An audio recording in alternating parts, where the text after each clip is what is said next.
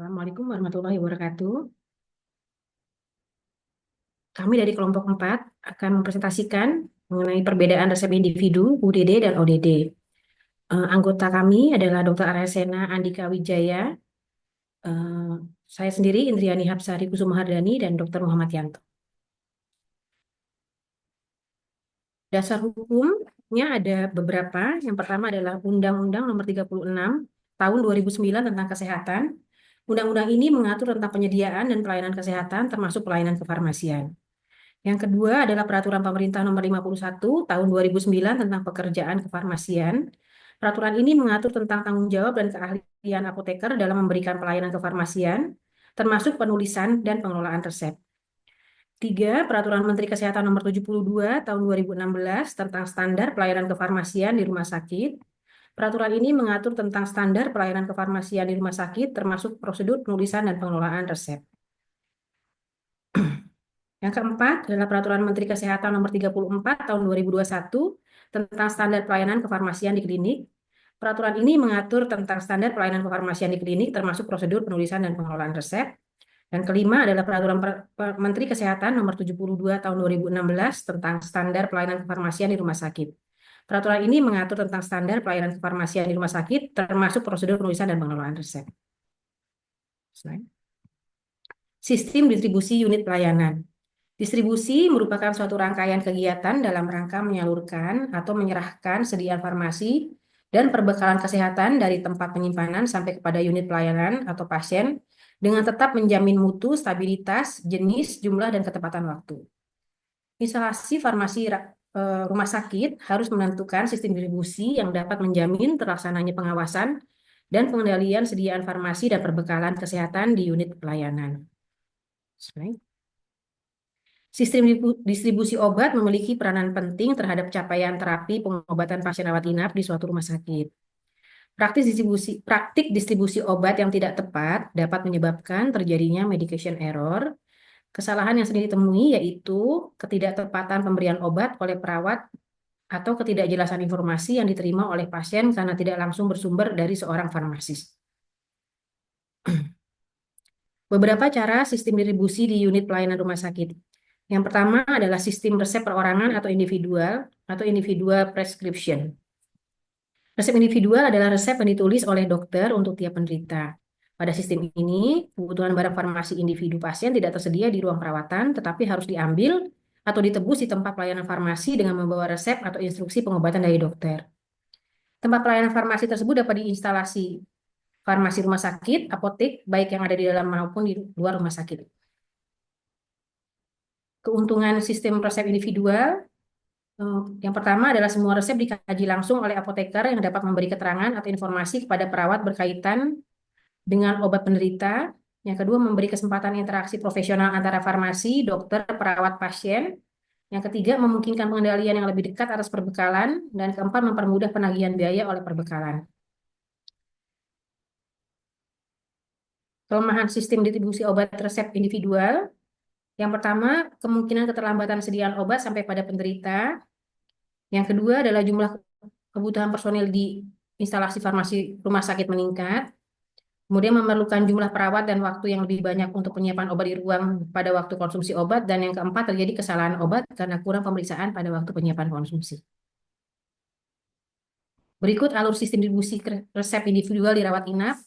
Jadi resep dilakukan pengkajian oleh apoteker, kemudian dia masuk di persediaan, dikendalikan oleh apoteker, kemudian dia masuk ke lemari obat, dikendalikan oleh perawat, terus kemudian ke kereta obat, dan disimpan oleh perawat penyimpanannya, kemudian oleh perawat juga diberikan oleh penderita.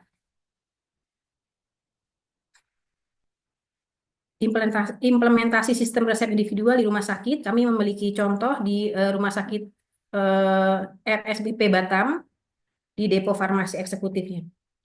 Yang pertama adalah dokter membuat resep dalam satu kali periode pengobatan melalui SIMS. Petugas farmasi menyiapkan obat sesuai resep, kemudian petugas farmasi memeriksa kembali jenis dan jumlah obat sesuai resep, kemudian petugas farmasi menyerahkan obat disertai dengan pemberian informasi obat. Ya. Silakan Izin diteruskan. melanjutkan dok. Yang kedua ada unit dose dispensing. Jadi unit dose dispensing itu sebenarnya sistem sistem distribusi obat di mana setiap dosis obat itu dikemas dan dilabeli secara individual. Kemudian langsung diberikan satu kali pemberian kepada pasien tertentu untuk pada waktu tertentu. Kemudian sistem ini dirancang untuk meningkatkan keselamatan pasien, mengurangi kesalahan medikasi, dan meningkatkan efisiensi dalam pengelolaan obat di rumah sakit. Kemudian unit dose dispensing sendiri merupakan salah satu metode dispensing dan pengendalian obat oleh IFRS, di mana obat disiapkan dalam kemasan unit tunggal siap konsumsi dan untuk penggunaan tidak lebih dari 24 jam.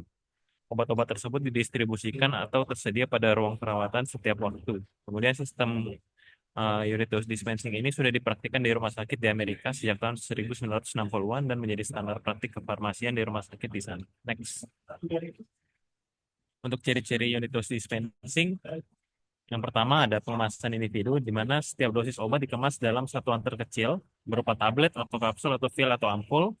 Kemudian yang kedua, pelabelannya jelas, yaitu di mana setiap kemasan unit dosis mencantumkan informasi penting, yaitu nama obat, dosis, nomor batch, dan tanggal kadaluarsa. Yang ketiga, distribusi terjadwal, di mana obat diberikan ke pasien berdasarkan jadwal harian atau kebutuhan klinis pasien. Next. Kemudian untuk proses kerjanya sendiri, yang pertama itu resepan oleh dokter. Jadi dokter itu menuliskan resep elektronik atau manual yang mencantumkan obat, nama obat, dosis, frekuensi, dan rute pemberian. Kemudian yang kedua, verifikasi resep oleh apoteker, di mana apoteker menerima resep dan memverifikasi keakuratan serta kesesuaian terapi obat dengan kondisi pasien. Yang ketiga, penyiapan obat dalam dosis unit, di mana obat itu diambil dari stok jumlah yang besar dan dikemas ulang menjadi dosis individual. Dan penyiapan dapat dilakukan secara manual oleh apoteker atau dengan bantuan mesin otomatis. Next.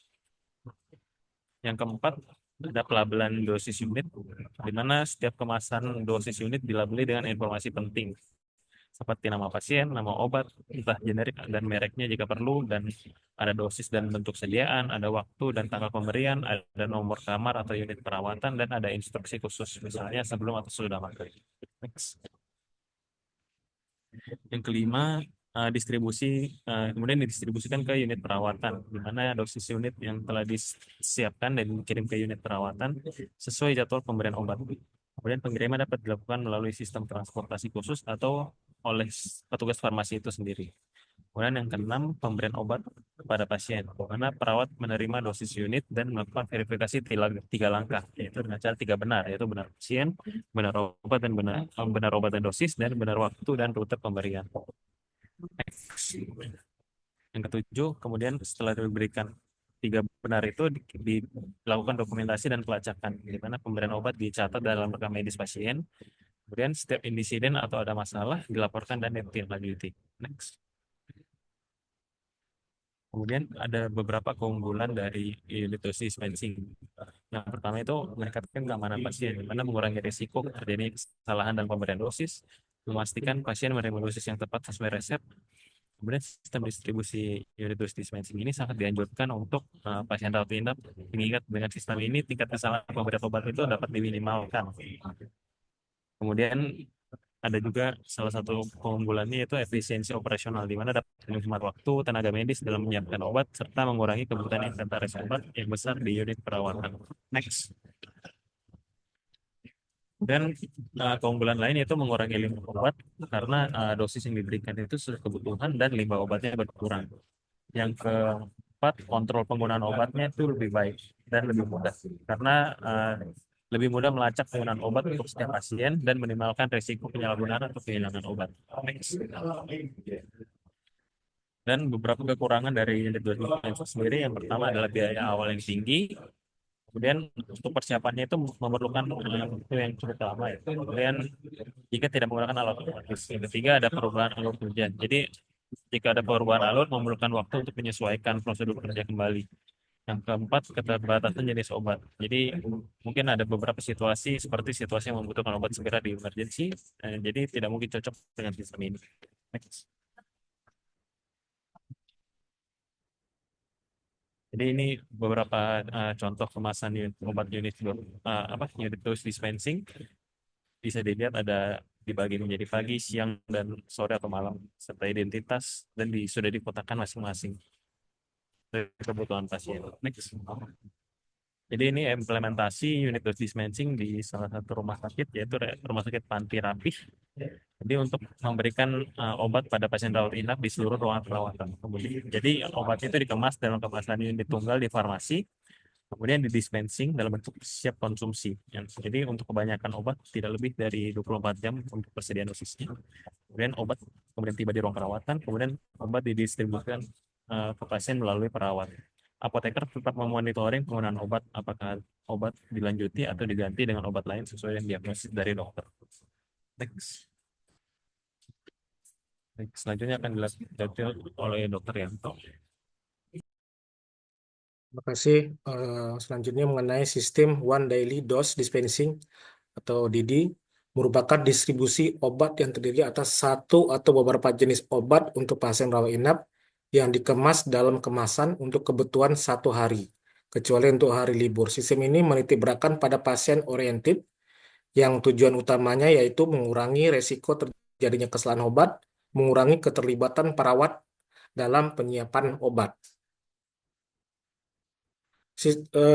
Dasar dari sistem dosis unit ini adalah obat dalam kemasan diberikan satu hari dosis. Untuk kebanyakan obat tidak lebih dari 24 jam persediaan dosis diantar ke atau tersedia di ruang perawatan pasien pada setiap waktunya. Keuntungannya pasien menerima pelayanan farmasi 24 jam dan hanya membayar obat yang dikonsumsi saja. Kemudian meniadakan duplikasi order obat yang berlebihan. Selanjutnya meningkatkan pengendalian obat dan pemantauan penggunaan obat secara menyeluruh. Keuntungan ODD ini adalah dapat meningkatkan komunikasi dokter, perawat, dan farmasi, mengurangi resiko kesalahan obat karena ada pemeriksaan ganda oleh farmasi ketika membaca resep dokter sebelum dan sesudah menyiapkan obat, dan pemeriksaan oleh perawat pada saat membaca instruksi obat sebelum diberikan kepada pasien. Semua dosis yang diperlukan telah disiapkan oleh instalasi farmasi rumah sakit, jadi perawat lebih punya banyak waktu untuk perawatan pasien, menghemat ruangan perawatan dengan menyediakan obat-obatan di ruangan, kemudian menghemat ruang di ruang perawatan. Kerugiannya biaya awal yang besar, terutama untuk pengemasan kembali dan rak medikasi pada laci masing-masing pasien. Yang kedua, peningkatan jumlah SDM di instalasi farmasi rumah sakit. Implementasi sistem One Daily Dose Dispensing ini contoh di rumah sakit kami di ruang rawat inap di Rumah Sakit Badan Pengusahaan Batam. Dokter membuatkan resep dosis harian melalui sistem informasi rumah sakit dengan resep elektronik, kemudian dibaca oleh petugas farmasi, kemudian menyiapkan obat farmasi sesuai yang diresepkan. Kemudian petugas farmasi memeriksa kembali jenis jumlah obat sesuai resep, kemudian petugas farmasi menyerahkan obat kepada perawat. Kesimpulannya, untuk resep individual, definisinya itu resep untuk sekolah dokter, untuk setiap pasien berdasarkan kebutuhan medisnya. Keuntungannya, resep dikaji langsung oleh apoteker, interaksi profesional antara farmasi dan dokter pasien meningkat, kontrol pembekalan lebih dekat, dan permudah penagihan biaya. Kelemahannya, keterlambatan sediaan obat, peningkatan kebutuhan personal di instalasi farmasi rumah sakit, dan potensi kesalahan obat karena pemeriksaan yang kurang pada waktu penyiapan. Yang kedua, untuk unit dose dispensing, definisinya sistem distribusi obat di mana setiap dosis obat dikemas dan dilabeli secara individual untuk satu kali pemberian pada pasien tertentu pada waktu tertentu. Keunggulannya yaitu mengurangi risiko kesalahan dalam pemberian dosis, meningkatkan efisiensi operasional, mengurangi limbah obat, dan mempermudah kontrol penggunaannya. Kelemahannya, biaya awal tinggi, persiapan unit dosis memakan waktu, memerlukan perubahan alur kerja, dan keterbatasan jenis obat untuk situasi membutuhkan obat segera. Kesimpulannya untuk One Daily Dose Dispensing, yaitu dengan definisi sistem distribusi obat yang terdiri atas satu atau beberapa jenis obat untuk kebutuhan satu hari dengan fokus pada pasien oriented.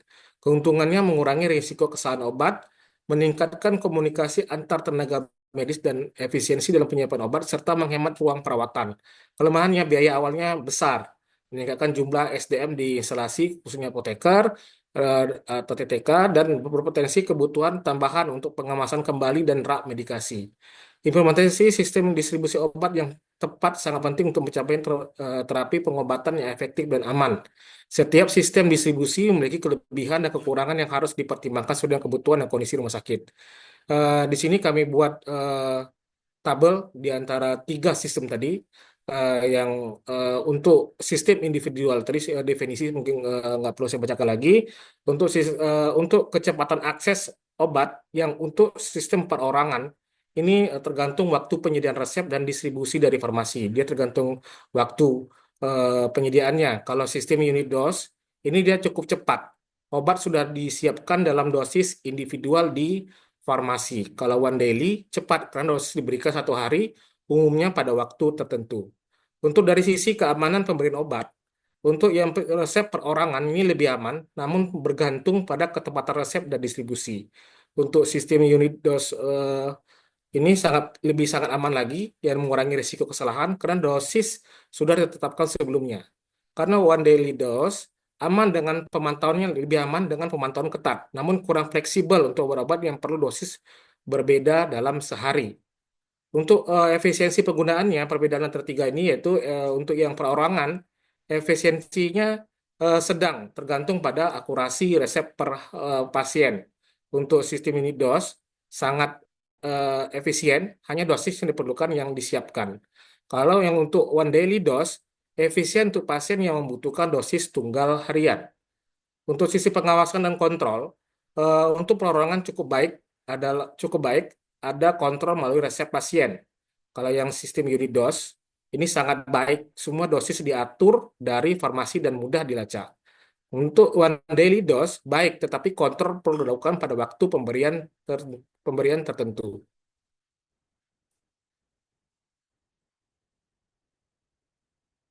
Eh, untuk kebutuhan logistik, sistem perorangan ini kebutuhannya sesuai dengan periode pengobatan pasien. Untuk pasien biasanya untuk kita berikan pada pasien-pasien yang untuk dirawat jalan. Sistem unit dose membutuhkan penyimpanan terpusat di farmasi, sentralisasi ya mungkin maksudnya di sini sistem dengan dosis individual. Untuk one daily dose membutuhkan pengaturan waktu dosis untuk memastikan pemberian tepat untuk penggunaan sehari. Contoh obat yang sesuai untuk resep dengan perorangan yaitu obat yang disesuaikan dengan kondisi pasien, misalnya antikoagulan atau dan antibiotik. Contoh yang untuk obat yang sesuai dengan sistem unit dose itu obat dengan dosis yang spesifik seperti insulin atau obat jantung. Kalau yang untuk one daily dose yang sesuai untuk ini itu obat dengan dosis harian stabil, misalnya beberapa obat anti hipertensi dan atau vitamin. Kelebihan untuk resep perorangan disesuaikan dengan kebutuhan individual pasien yang lebih spesifik. Kalau yang untuk unit dose meminimalkan risiko kesalahan dan pemborosan kemudian terkontrol ketat. Untuk one daily, peningkatan pengendalian obat dan pemantauan obat untuk 24 jam serta meminimalkan duplikasi order obat. Kekurangannya untuk resep perorangan ini memerlukan waktu penyediaan dan distribusi yang cukup lama. Untuk sistem unit dose, membutuhkan koordinasi tinggi dan persiapan yang detail dari farmasi. Untuk one daily dose, biaya awal untuk pengemasan kembali dan rak lagi untuk masing-masing ini menjadi kekurangannya. Eh, Terima kasih, Dokter. Izin ini dari kami daftar pustakanya. Eh, Jika ada pertanyaan atau ada saran masukan, kami persilakan, Dok. Dan teman-teman. Ya, kembali ke itu coba apa namanya? Yang slide yang kelebihan itu, kelebihan kekurangan. Yang ada istilah lebih aman, tapi kan lebih aman dibandingkan apa? Karena kalau ada lebih yang resep individual, nah keamanan ini lebih aman, maksudnya lebih dibandingkan apa? Kan ini kan kalau sangat aman, kalau yang sistem unit dosis, kalau yang one daily aman gitu ya. Jadi ada tingkatan aman dan sangat aman gitu. Tapi kalau lebih aman ini lebih dibandingkan siapa gitu, mesti cek lagi nih. Apakah lebih aman untuk pasien rawat jalan gitu mungkin ya. Kalau pasien rawat jalan dari tiga ini hanya bisa yang mana nih? Yang perorangan, Itu dia. Dok. individual prescription, Dok. Gimana? Yang paling untuk rawat jalan resep Ya, perseorangan, Dok. ya, perorangan aja ya. Apa ini maksudnya yang nomor yang kolom ini keamanan pemberian obat nih. 1, 2, 3, 4 dari atas nih loh. Oh ya, Sudah Dok. kelihatan Mungkin ini belum? maksudnya aman, Dok. Aman namun bergantung pada ketepatan resep dan distribusi. Mungkin itu, Dokter. Nah, ya lebihnya coba dibuang aja lebihnya. Oh, Baik, soalnya Dok. kalau lebih itu dibandingkan ada pembandingnya ya. Lebih atau kurang gitu ada pembandingnya. Lebih aman dibanding siapa gitu. Ya. Baik, Dok. Terima kasih, Dokter. Ya.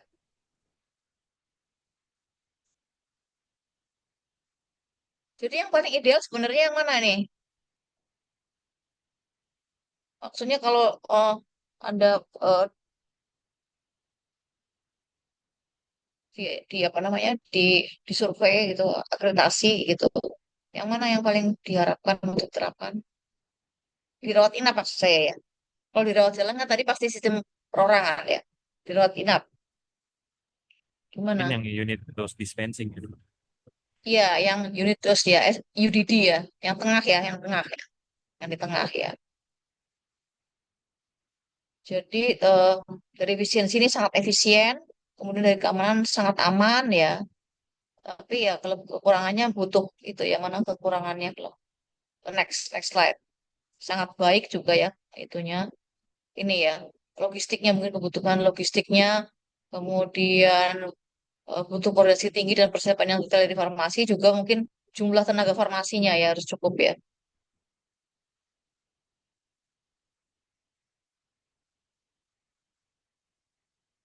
Biayanya juga mungkin paling tinggi mungkin. Ada yang ingin bertanya atau sharing pengalamannya menerapkan UDD mungkin atau menerapkan sistem yang lain boleh juga. Kita waktu, tapi kalau mau dua presentasi takutnya terpotong maghrib. Mana ada yang ingin berkomentar atau bertanya silakan.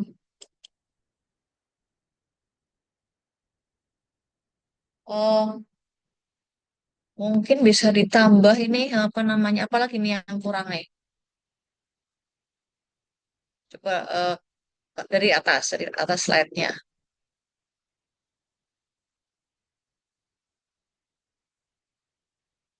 Alurnya sudah ada ya, alur ya tadi ya.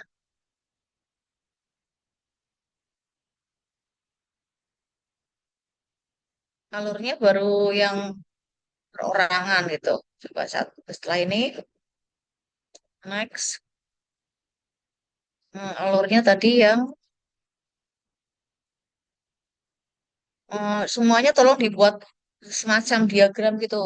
Alurnya semuanya tolong dibuatkan seperti itu. Ini UDD di anti rapi. Oke. Terus yang tadi ada yang kotak-kotak itu tadi apa tuh? Atau jangan begini di stop, bukan stop share tapi tidak perlu di slideshow itu loh yang seperti di escape aja dipencet tombol escape di laptopnya nih. Nah, iya. Oke. Ke atas lagi.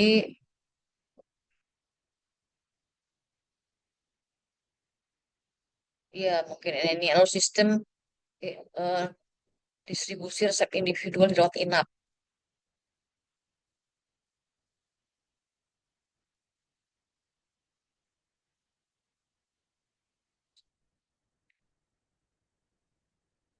Ya, kalau bisa semuanya dibuat seperti ini. Jadi kalau di resep individual ini berarti ada 3 perawat ya. Maksudnya ada 3 step di mana perawat nih yang megang.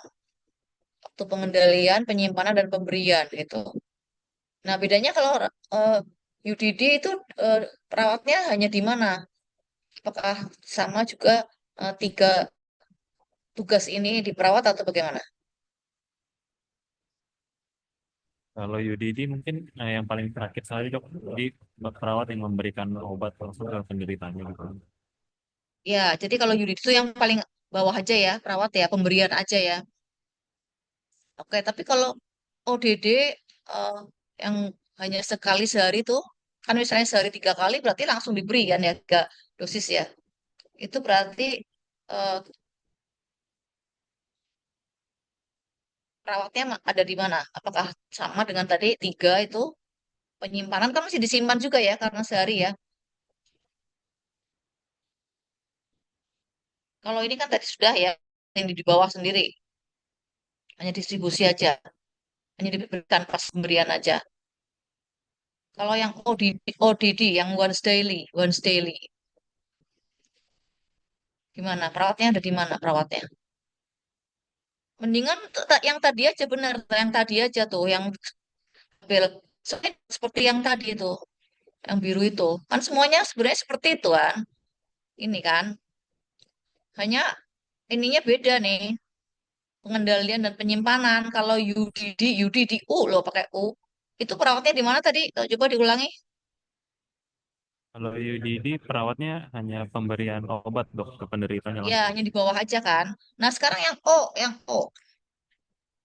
yang once itu O loh, pakai O. Itu perawatnya dari mana? Apakah seperti ini juga persis? Mungkin eh, kalau lemari obatnya mungkin nggak termasuk sampai kereta obat aja mungkin dok. Oke, berarti enggak ya. Berarti pengendalian nggak ada ya. Mungkin pengendalian masih tetap oleh apoteker itu ya. Jadi yang nomor 3 nggak ada. Terus penyimpanannya hanya sampai 2 bawah itu ya. Penyimpanan oleh perawat di kereta obat dan pemberian oleh perawat ke penderita ya. Jadi perawatnya 2 ya tugasnya ya Pak ya. Jadi bedanya kelihatan kalau semuanya dibuatnya sama gini. Jadi kalau resep individual seperti ini, perawatnya punya tugas 3. Kalau yang sehari itu perawatnya punya tugas 2 karena masih ada nyimpen. Kalau yang U, eh, U itu apa tadi? Unit ya. Itu hanya bawa sendiri aja ya. Tugasnya perawat gitu. Begitu enggak? Ya, dok.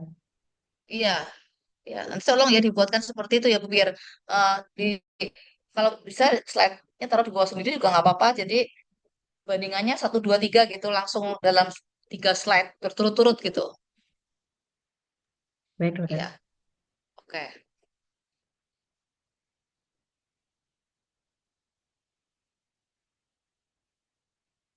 Ada komentar atau pertanyaan dari yang lain atau tambahan mungkin untuk untuk melengkapi presentasi dari kelompok ini dari atas gimana dari atas coba apa lagi? Definisi mulai dari apa namanya sudah semua kan ya dasar hukum sudah ya next lagi.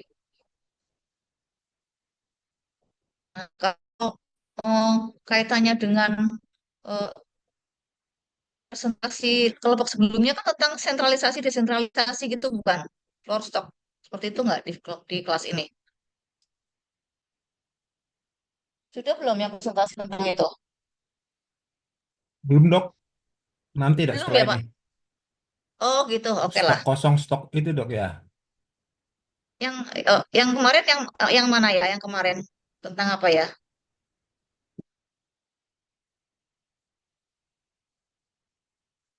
Ada yang presentasi eh, pertemuan sebelumnya. Ini kelompok berapa, Pak?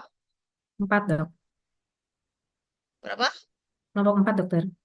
Kelompok 4. Oke. Berarti yang sebelumnya kelompok 1, 2, 3 gitu atau enggak? Iya, betul, dokter. Kelompok 3 kemarin terkait perbedaan sentralisasi, desentralisasi, dan dengan floor stock, dok. Kemudian kelompok 2 Ya. terkait pengadaan obat yang e-katalog, dok. Oke. Nah, jadi ini gimana kalau dikaitkan dengan sentralisasi, desentralisasi dan floor stock gimana?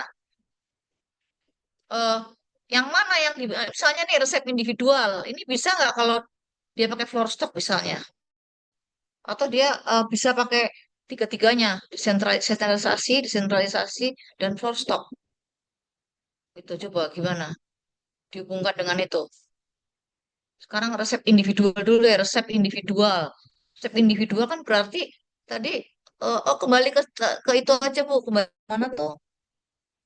Kembali ke yang tabel bagan tadi itu bagan Apa di situ ada? Nggak ada kan ya? Di yang kuning nggak ada kan ya? Yang bagian yang tadi mungkin kelihatan tuh. Bisa nggak? Di bagian yang tadi yang perorangan. Oh, di sini ada. Di sini ada nggak? Di Nggak logistik, ada ya. di logistik dok Ya, ada nggak? gimana? Ya, gimana Pak? Silakan dijelaskan. Kalau yang di Ya. logistik ini untuk Hmm, eh, riset individual ini hmm. eh, bisa menggunakan yang desentralisasi ya dok ya, dengan di apotek rawat jalan yang individual. Kalau yang untuk rawat jalan dok, kalau untuk yang rawat inap sebaiknya tergantung pada kondisi dengan rumah sakitnya. Kalau rumah sakitnya dengan kondisinya lebih luas, tentu dia harus menyiapkan di masing-masing tempat tertentu untuk menyiapkan obat-obatannya dok. Tempat-tempat tertentu jadi apa ininya? Sistemnya apa? Kalau yang Kalau yang unit unit dos UDD itu dia Hmm? terpusat ya Dak, ya di farmasinya seharusnya buatnya tersentralisasi. Kalau One Daily eh, ini bisa bisa terpusat atau desentralisasi atau sentralisasi dok. Antara dua dok. Kenapa yang UDD nggak bisa sentralisasi Izin, dan desentralisasi? Kenapa? izin dok. Alasannya apa? UDD bisa dok. Ya, jadi gimana tadi kok beda? Coba diulangi. Eh, izin Dengan dok. Mungkin alasannya ya. kalau kalau dari pendapat saya dok, kalau yang UDD dan ODD kan keduanya rawat inap biasanya dok. Jadi kalau rawat inap, Ya. mungkin kalau rumah sakitnya besar, cukup besar atau bertingkat, mungkin bisa dilakukan floor stop dok. Kalau floor stop kemudian tetap dia ada farmasi besar sentralisasi. Cuman tetap sistemnya bisa dilakukan floor stop dok, kalau untuk yang rawat inap. Kalau rawat jalan mungkin dia lebih ke sentralisasi ya dok. Nah, kalau yang individual maksudnya dok. Ya, sentralisasi dan desentralisasi bedanya apa sih kemarin? Masih ingat apa nggak? Jangan-jangan nggak ingat nih.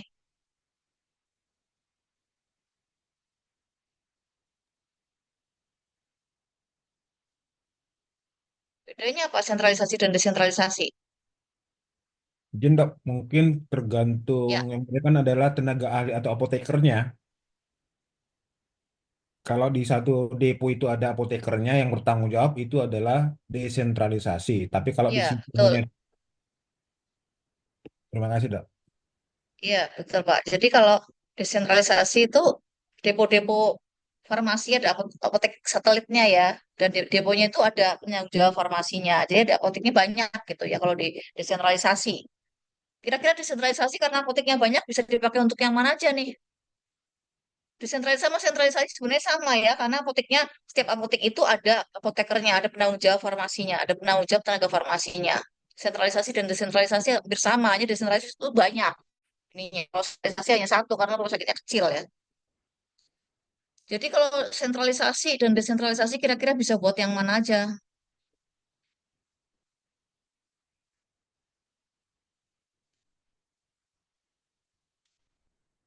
Gimana? Berarti kalau desentralisasi itu bisa untuk unit dose dispensing dan one daily dose itu dok. Untuk resep perorangan nggak bisa, Pak. Oh bisa juga berarti dok kalau Ya bisa, rumah sakit ya besar. semuanya bisa dong mestinya ya orang ada. Coba makanya kembali ke yang bagan tadi loh, bagan tadi, bagan yang perorangan. Kayaknya belum paham sama sekali deh menurut saya masih bingung banget atau gimana sih? Nah ini nih loh, pengkajian oleh apoteker. Ini kelihatan sekali kan pengajuan oleh apoteker ini pakai sistem apa nih? Ini kan pemberian kepada pasiennya kan. Tapi Desentralisasi. si pengaturan obatnya, logistik obatnya itu sentralisasi, desentralisasi dan floor stock itu logistiknya loh. Tapi nyampainya kepada pasien itu udah tiga, nyampe ke pasien dengan resep individual, dengan UDD atau dengan ODD gitu loh. Maksudnya kayak belum nyambung deh. Gimana Siapa yang tadi yang berkomentar? Silakan Pak.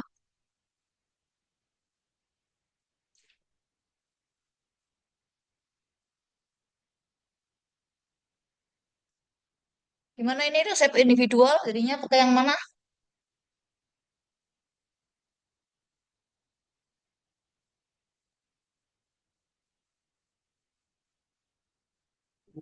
Resep individual, izin dok, resep individual berarti bisa yang sentralisasi maupun desentralisasi dong. Iya betul ya kan di awal itu ada pengajian oleh apoteker, harus ada apotekernya nih.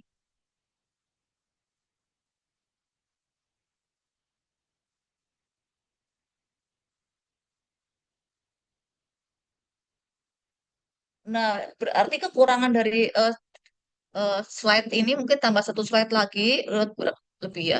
Tadi kan tambah dua slide, membuat seperti ini untuk UDD dan ODD.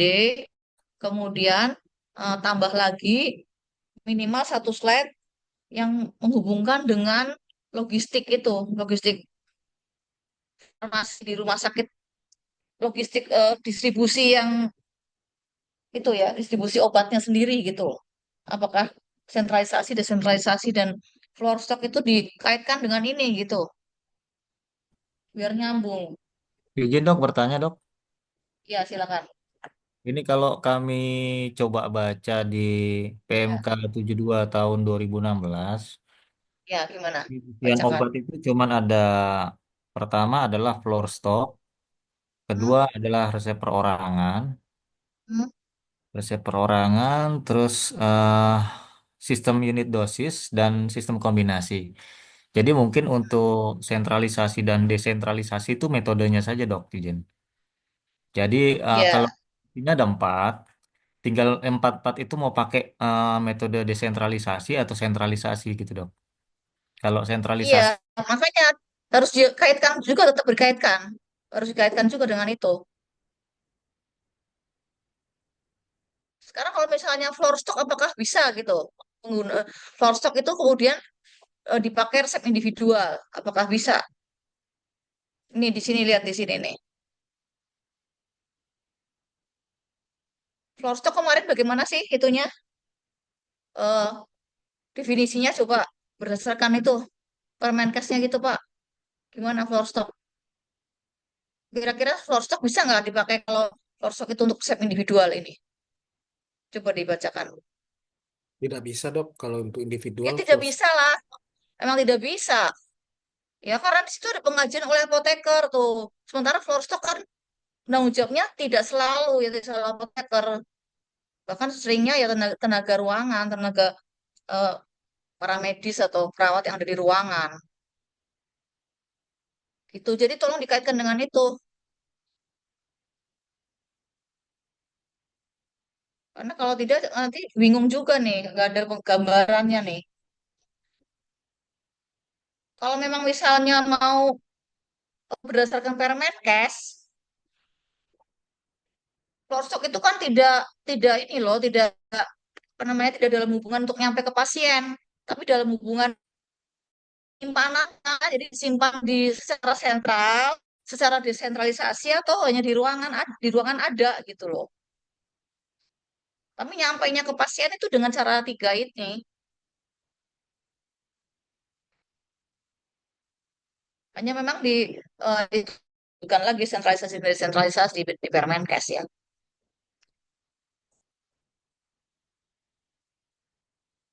Sekarang kalau flow stock gimana caranya nyampe ke pasien? Apakah bisa dengan UDD, coba bisa nggak UDD dipakai itu? Kira-kira bisa nggak?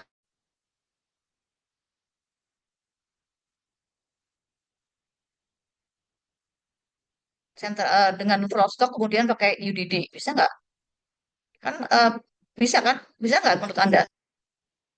Diberikan setiap pasien minum aja, gimana? Nah, dok, Gimana Pak?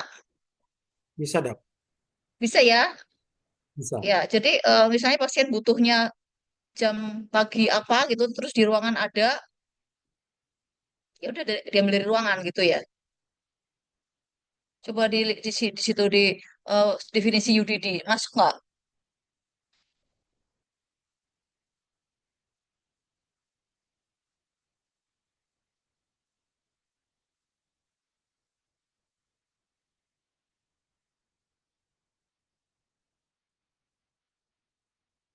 didistribusikan atau tersedia pada ruang perawatan. Ya, berarti yang sudah tersedia pada ruang perawatan itu ya.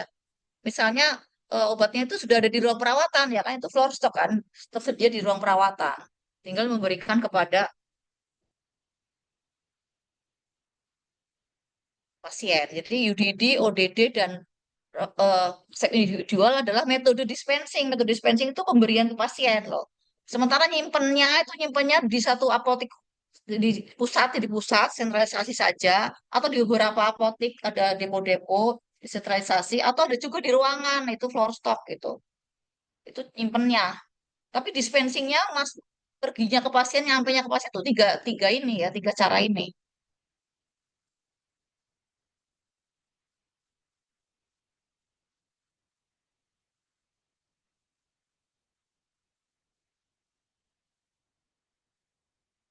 Next apa next UDD-nya? Next ini.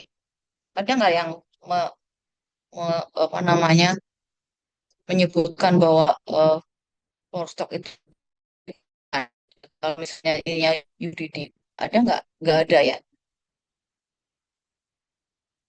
Oke, berdasar harian ya. Oke, terus dokter melihat resep elektronik ketemuannya dan untuk ya ya oke.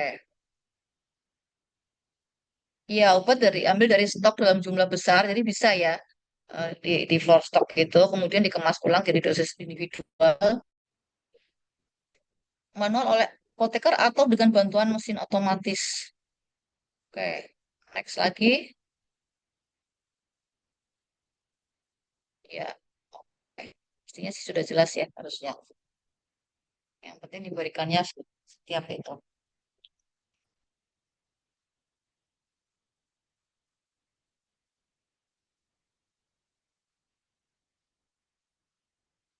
Nah, ini coba nih yang nomor 5 nih.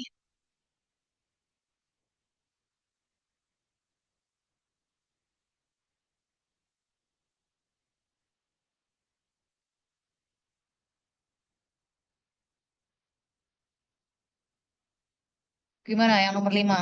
Ini dikirim ke unit katanya tapi sesuai jadwal pemberian obat loh. Kalau tidak sesuai, tidak ada jadwalnya, dia tetap disimpan di sana, di apotek. Baik apotek pusat kalau itu sentralisasi atau apotek satelit kalau itu desentralisasi ya. Jadi baru dikirim ke ruang perawatan. Kalau ada jadwalnya, gimana? Kalau nggak ada jadwalnya, nggak dikirim tuh.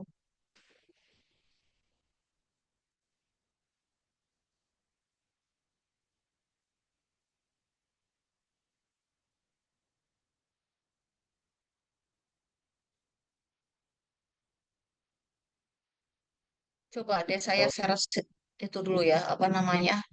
eh, Anda coba tolong baca buku ya, jadi jangan yang sepotong-sepotong kayak gini ya, yang menghubungkan antara dispensing itu diberikan ke pasien dengan obat itu disimpan gitu loh, itu beda loh. Itu Anda nggak ada itunya di situ.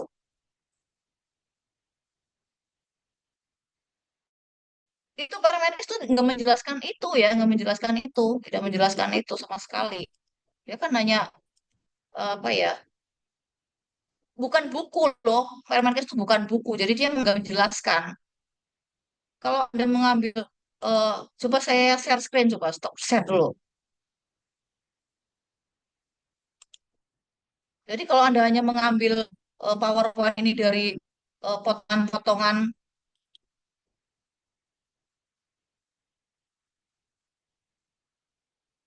presentasi orang lain, itu gambar besarnya itu nggak nggak tertangkap gitu loh. Sekedar presentasi emang bisa gitu. Tapi kalau Anda baca buku, ini bukunya tipis banget kok. Nggak nyampe ratusan halaman, nggak. Coba tolong baca, dilihat. Atau kalau Anda nggak ingin buku ini ya silakan mengambil buku yang lain. Ini murah banget juga harganya tuh di Tokopedia ya.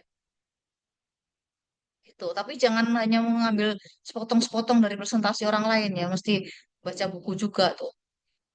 Kan Anda nggak akan baca buku lagi kan kalau nggak sekolah.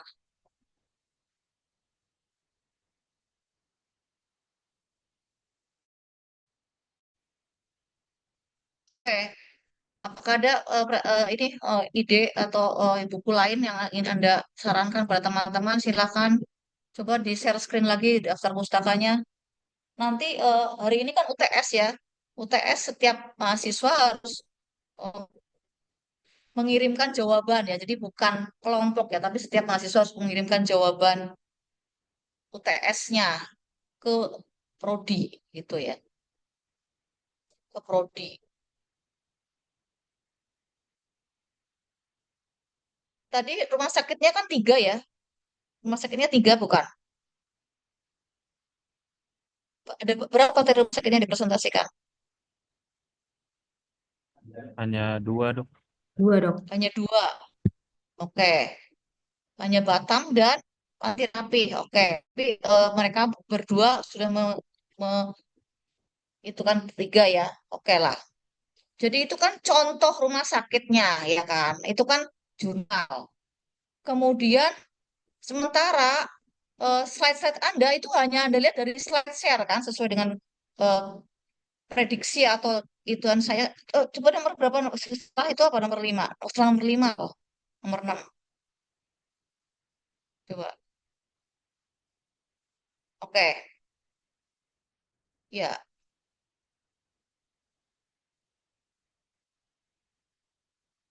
Hmm, oke. Ya, ini juga eh, contoh-contoh sayangnya nggak di itu ya. Padahal ada di jurnal di Rumah Sakit Muhammadiyah. Tapi ini semuanya kan sudah aplikasi di rumah sakit. Terus yang di RSUD Caruban itu ada juga, tapi tadi tidak di itu.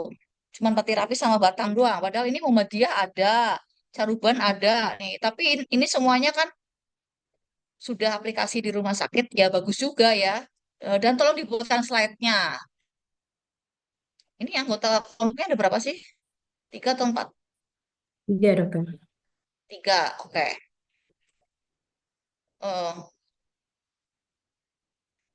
Tolong kalau dicantumkan, tolong dibuatkan slide-nya. Rumah Sakit Muhammadiyah ada ya, tolong dicantumkan. Terus Caruban ada, tolong dicantumkan gitu ya. Yang nomor 5 itu tadi slide-nya, oke lah Anda mengambil slide-nya dari itu, tapi Anda juga perlu membaca, jangan cuma slide doang gitu. Kemudian ini juga kelihatannya slide juga ya, yang nomor 6 gitu ya. Kemudian yang lainnya 10 ini juga rumah sakit juga, berarti rumah sakitnya sebenarnya ada 5 ya, tapi slide-nya nggak ada. Nah, saya lihat ada teorinya tuh, ada teorinya. Ya, saya sih sudah berkali-kali tuh membaca buku yang tadi saya share itu ya. Yang tadi saya share itu, yang harganya cuma berapa puluh ribu doang ya. Yang halamannya cuma berapa. Itu. Tapi kalau Anda sudah presentasi pun nggak membaca satupun buku, ya nggak tahu kapan lagi membacanya ya. Setelah ini kan sudah pakai gelar Mars ya, tanpa pernah membaca buku. Oke, informasi ya. Oke, jadi eh, nanti setiap mahasiswa mengumpulkan atau submit jawaban jawabannya bukan kelompok. Silakan yang PPT ini aja, PPT di save as PDF, tapi kalau bisa sudah direvisi ya. Nanti yang disubmit ke saya adalah sudah direvisi ya. Tapi nanti aja mendekati UAS aja, biar semua kelompok sudah dikomentari dan sudah direvisi. Kemudian nanti pas waktu UAS, slide-slide ini dibuat Word-nya, dibuat apa? File Word-nya, file dalam bentuk Word. Itu. Oh, oke nih, halo Pak Kenny, apakah saya sudah pernah memberitahu apa-apa saja yang perlu di apa namanya diikuti dalam pembuatan yang untuk UASnya, walaupun UASnya masih lama ya, biar biar biar masih ada banyak waktu untuk mempersiapkan. Sudah dok, nanti dibuat Word kayak dibuat makalah gitu dok untuk Iya, UAS-nya dok. betul. Dibuat kemudian juga rule of 10 ya. Jadi daftar pustakanya minimal 10. Jadi ini tolong ditambah dengan buku ya atau dengan eh, makalah tapi yang lengkap loh tentang itu ya, tentang pendistribusian. Nggak cuma dispensing aja, tapi ini sebenarnya kan distribusi ini saya buat jadi 2 kelompok. Yang satu adalah tentang penyimpanan obatnya yang nanti distribusikan gitu, dan dispensingnya, pemberiannya ke pasien gitu loh. Nah, dua kelompok ini mestinya berhubungan nih, pemahamannya dihubungkan gitu loh. Jangan yang terus tidak ada hubungannya. Karena itu distribusi sebenarnya dua kelompok itu. Eh, Nanti kalau dibuat makalah, minimal 10 halaman Word ya, Times New Roman 12, seperti membuat tesis gitu ya, seperti membuat laporan residensi aturannya. Jadi spasinya 1 atau 1,5 gitu ya. Minimal 10 halaman Word, kemudian daftar pustakanya minimal 10 tahun terakhir ya juga. Siapa lagi? Iya, setiap yang ada di sini harus ada di dalam ya, harus ada di dalam. Ini kan nih yang ada di daftar pustaka ini nggak ada nih di dalam slide nih, nggak benar ya. Nanti di Word harus seperti itu. Yang ada di sini harus ada di dalam slide, yang ada di dalam slide yang ada di dalam Word itu harus dicantumkan dari mana, dari mananya. Begitu ya. Jadi kalau saya beritahu sekarang biar waktunya masih lama nih. Jadinya nggak terlalu buru-buru. Dan kan ini bertiga ya, bukan sendirian. Oke ya, di saya sudah maghrib. Eh, Setelah maghrib silakan Anda mengupload jawaban UTS. Masing-masing orang upload karena harus semua orang mengikuti UTS ya. Jadi kita hari ini satu sesi aja Zoom-nya. Kita tutup dulu ya. Terima kasih atas perhatiannya. Selamat sore. Ya. Terima kasih, Dok. Terima kasih, dokter. Udah. Gitu.